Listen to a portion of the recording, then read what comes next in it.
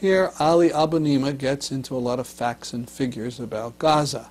Pay close attention to what he has to say about Israeli shelling of Gaza, because it refutes a myth.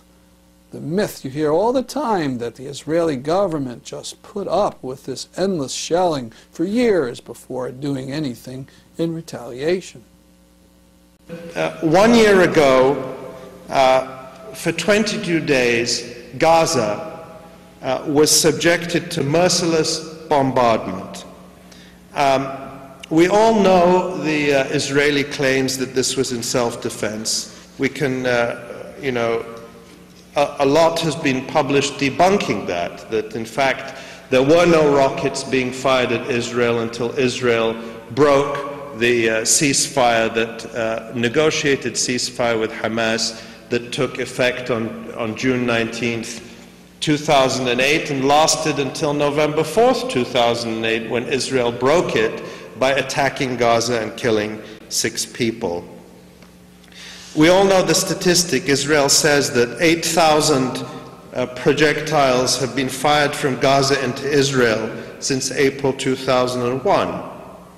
But we never hear what Israel has fired into Gaza. Just to give you an example, in just an 18-month period, from September 2005 until May 2007, Israel fired 14,617 artillery shells into the Gaza Strip, causing extensive death and destruction. That was according to a report from Human Rights Watch.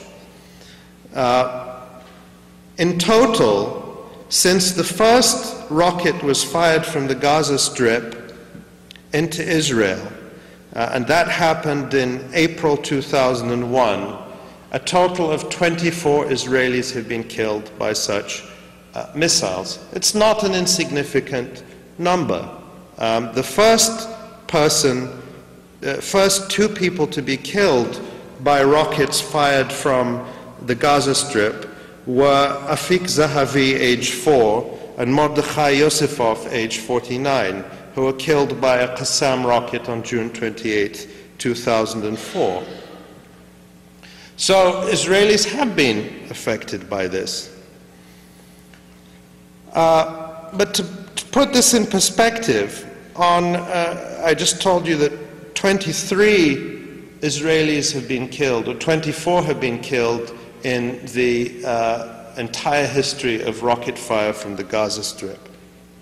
On just one day, on June 17, 2009, Israel killed 22 people in the Gaza Strip, 18 civilians, 8 of them children, and 4 volunteers defending Gaza. The youngest child, Asil al-Kafarna, was aged 1. On January 18th, the next day, 33 people were killed, 26 civilians and 5 children. The youngest was aged 5, and you can go on day after day after day, and it's like that. According to an assessment by an EU mission sent to look at the damage, 84% of the damage in the Gaza Strip from Operation Cast Lead was to housing, agriculture, and industry. In other words, 84% of the damage was to civilian infrastructure, private homes and businesses, and so on. Still today, more than 20,000 people are displaced from their homes, either living with relatives and in many cases living in tents.